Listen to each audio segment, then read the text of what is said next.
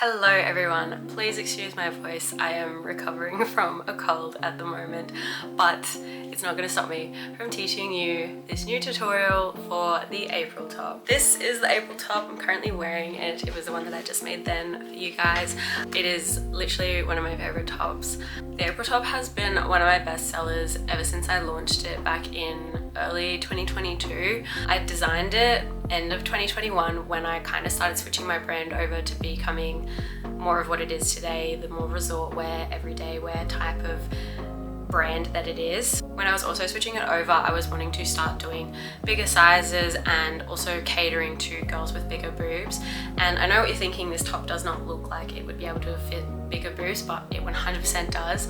I stock it on my website from a size 6 to 22, and I recently did a photo shoot with girls in different sizes. Emma was a size 18. I'll put a photo of her up here somewhere, but she was also wearing the top in a size 18. You can totally wear it, and I'll show you different ways to tie it at the end that can help make it more supportive as well. When I came out with the April top back in 2022, it was one of my first pieces that kind of sold out. I mean, I make everything to order, so it didn't really sell out, but it was one that did really, really well. And eventually from that, I think it was about a month later, maybe 2 months later, I came out with the April dress, which I am eventually going to also do the pattern for as well. But yeah, I came out with the April dress about a month or two after, and it was the first piece where when I released it, I was getting like consistent orders. And this was back when I had, I think, maybe 1,000 followers or something like that. I wasn't, maybe 2,000 followers. I wasn't that big or anything.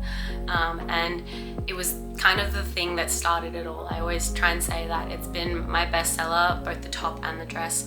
They've been my best sellers, and a lot of people love them, and they're so great for all different body types. I started off doing them in black and white linen, and then I've only just come out with this oak color. I don't know what took me so long, because this is like one of my staple colors, but I finally got it in the oak colorway. And I also have it in verde, which is like a tartan plaid green color, which is super fun. And then some other colors that I've done it in have been mocha, chocolate, and I also did a little run in cobalt blue, which went really well. You can totally do them in the same colors as these, or you can pick whatever color you want to. I make them all in linen as well. This is like a medium weight linen, and it makes it super comfortable, super breathable, and it's easy to adjust because the top is completely adjustable. I wouldn't recommend using a heavier fabric than linen. Probably stick to a mid-weight to lightweight linen, and then maybe even a cotton or rayon, something that's like a little bit thinner, that's more easy to maneuver, and it also give off a nice like frilly effect to it as well. Anyway, I'm going to jump into the tutorial now, and I'll speak to you again at the end and show you different ways that you can tie the top that can make it more supportive or just like more fun, because there's 4 different ways that I know of that you can tie this top. And yeah, I hope you guys enjoy, and I can't wait to see you guys creating your own April top. To start off with, we're going to print out our pattern and measure the test box to make sure our printer is correct. Then we're going to stick our pieces of paper together. Your patterns will have page numbers on them so that you'll know what sides go where. Mine doesn't, just because it was the tester. I usually cut one side of the paper and then align the lines with each other, glue them down, and also secure it with some tape. Then you'll need to cut out your preferred size. The size chart is listed on the first page with the corresponding dots. I'd suggest to print these out in colour so you can see the different sizes better, but I have also separated some of the sizes so that there isn't too many bunched together. Your front strap and back strap are the same for every size, so you don't have to worry about that, but if you would like to add some extra length to these, go ahead and do that when you're cutting them out.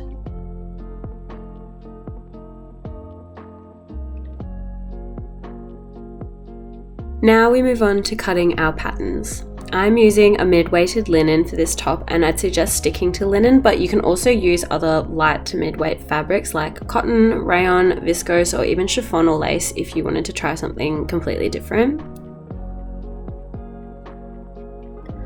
Follow the cutting instructions on each pattern piece, and remember to also add the notches in.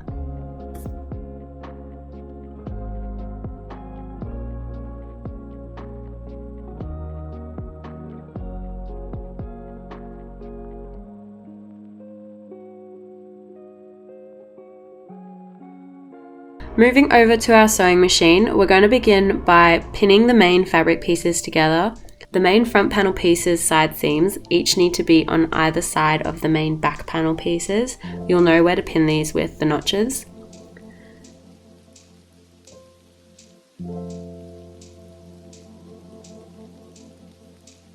Make sure that the side with the curve on the front pieces is towards the top, as this is where the cups will go, and the straight edge of the main back panel is also facing the top.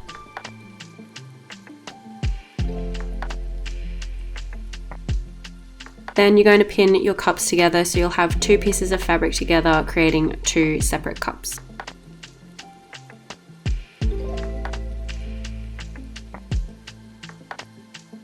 Then we're going to straight stitch the edges of our cups, and you basically just do along the edges there, and once you get to the kind of corner point, you'll just have to leave your needle in the fabric and lift the presser foot up and then kind of move the fabric around. I'll show you in the next clip again, but this just makes it easy so then you don't have to stop and start your stitch again.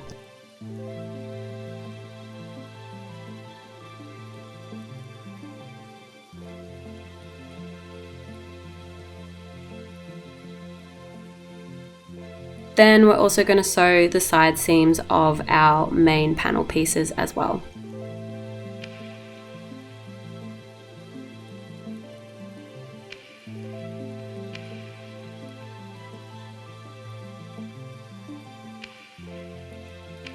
If you don't have an overlocker, you can zigzag stitch the edges just to stop them from fraying, but I have an overlocker, so I'm going to overlock those edges that we've just sewn over, same with the cups as well.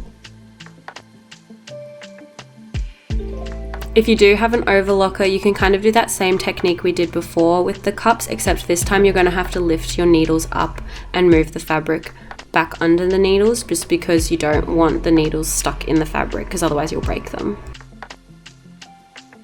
I'm also going to overlock the edges of the main fabric panel or the ruffled panel, just because we're going to hem this later and I don't want any frayed edges.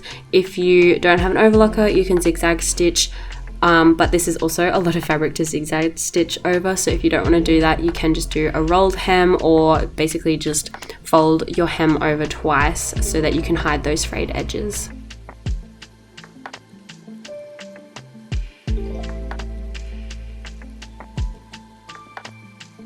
Now we're also going to do our straps, and I just do this with my overlocker again, going straight along the edge there with the piece folded in half. If you don't have an overlocker, instead of doing this, you can just do a straight stitch down the side and leave about a ½ centimeter to a centimeter gap, and then with your pinking shears, I think they're called, or just like these zigzaggy scissors, just cut along that edge, because then it'll stop it from fraying when you invert it. I highly recommend getting a loop turner to turn your straps in and out of. It just makes it so much easier, but you can also just use a safety pin.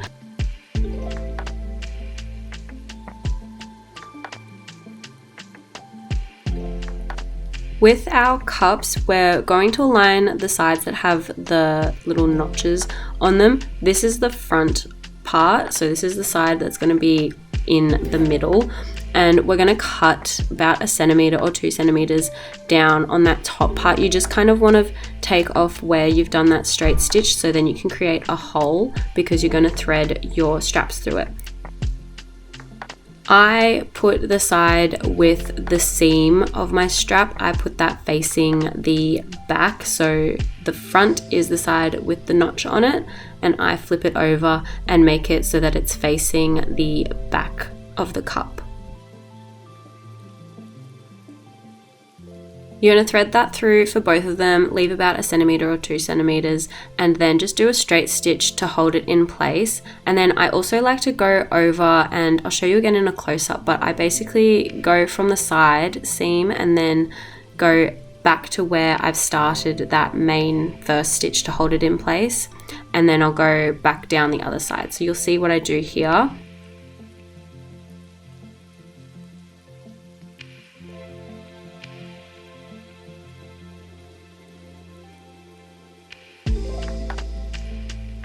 Hopefully this makes sense. I just do this because then it gives off a nicer look to it rather than kind of giving it that raggedy sort of like squared edge. It kind of curves it a little bit nicer. And then I also cut off those little loose ends that we've got sticking out there because we don't need that, and it'll also end up just being bunched up. We're going to flip our cups inside out and we're going to start to iron our pieces just so they sit nice and flat and look very pretty.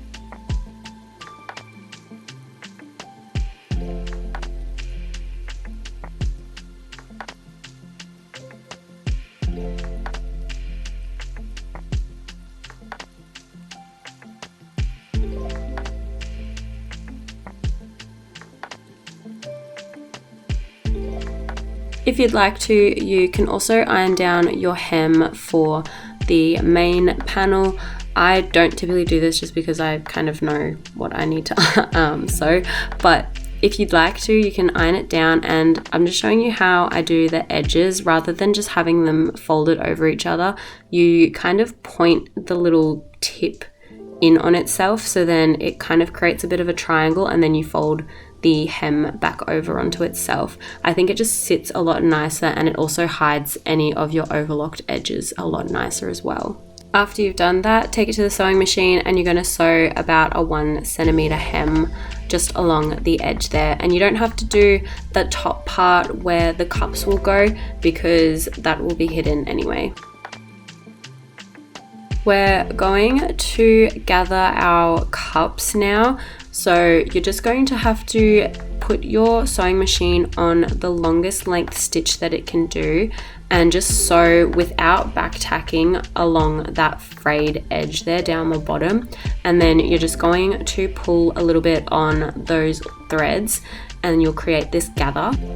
Now you're going to take your cup, and the side that doesn't have the notch on it, on the cup, you're going to align it with the notch on the front panel and then pin that in place. And then the side of the cup that does have the notch on it is the front of your cup. You're going to pin that where the notch is, or basically where the start of the top is on the front of that front panel.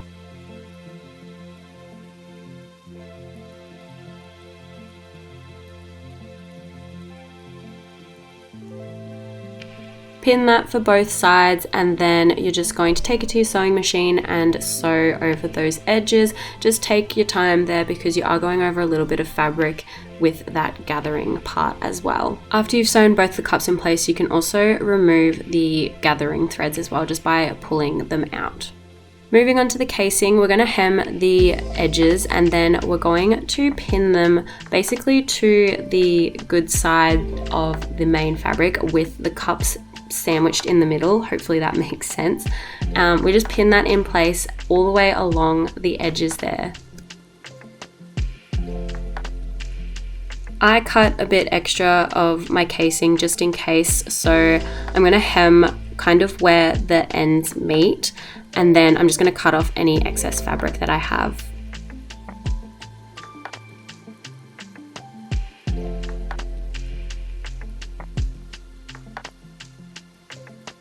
Then we're also going to pin in place where our back straps will go. There's a notch on the back panel for where they need to be, and you just pin them in place in between the casing and the back panel.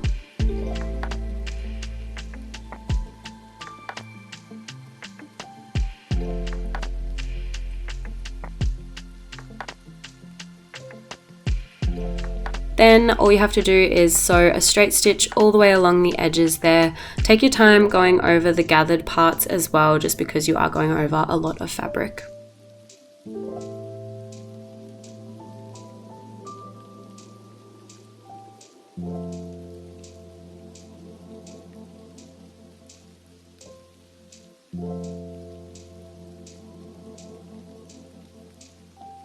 Once that's done, you can go to your overlocker and overlock those edges, or you can zigzag stitch over them. Again, take your time with it just because you're going over a lot of bits of fabric there. You don't want to break needles.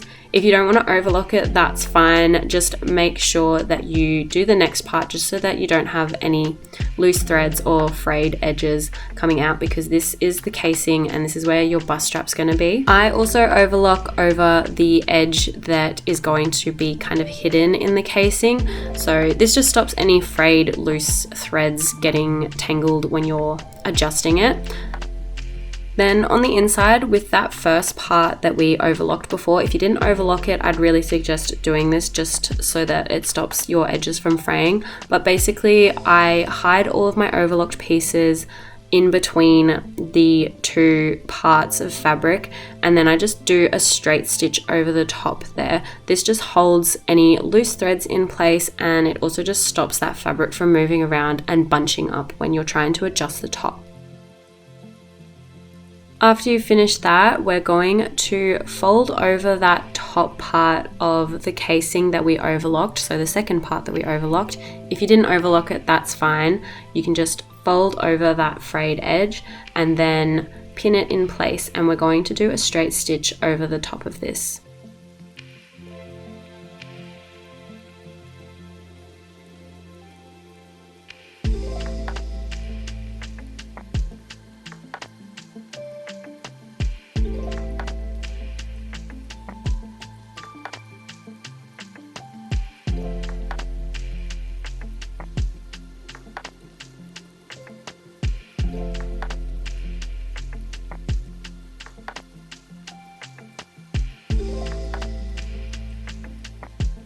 Now we're almost done. It's finally time to add our bust strap, and all you have to do is take a safety pin and then you're going to thread it through the casing. And this might take a little bit of time just because you have a lot of fabric to get through, but this just allows your top to be really adjustable, and you can completely change the fit of it if you want to wear it looser or if you want to wear it more tightly fit. This is how you do it.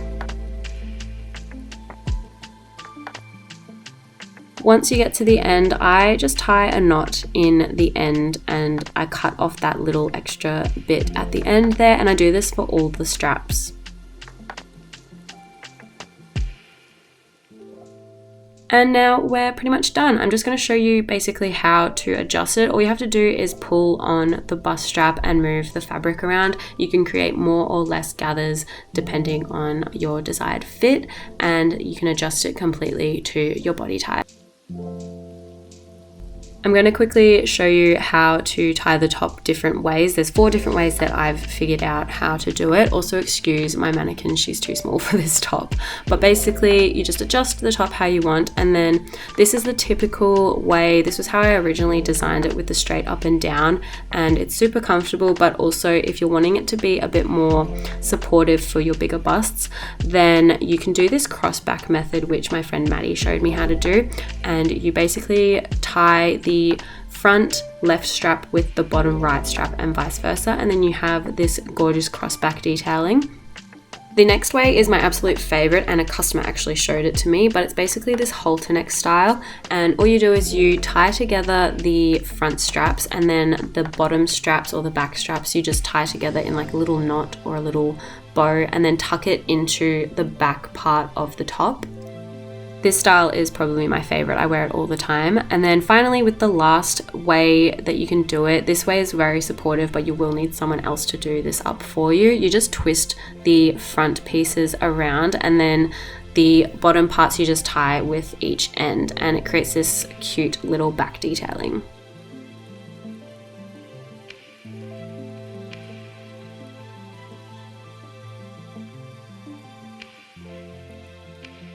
So that's the tutorial. I hope you guys enjoyed. Sorry, my voice is so nasally and gross. I hopefully will be better by the next video. But I hope you guys love the April top just as much as I do. And if you happen to make your own, please tag in May_the_label on Instagram or TikTok. Or also you can hashtag in May sewing patterns on Instagram and TikTok, and then I can find you that way as well. I can't wait to see what you guys create, and also stay tuned for the April dress and April maxi dress. I'm going to put them as one pattern, so it'll be a little bit more expensive, but you're basically getting a 2-for-1 for that one. But that'll come hopefully next month. And yeah, let me know if you have any questions, and also let me know if you enjoyed this or if I need to do something better, because I'm still trying to figure out how to film tutorials and everything, but it's super fun and I'm excited to share more of my patterns with you in the future. Thanks for watching.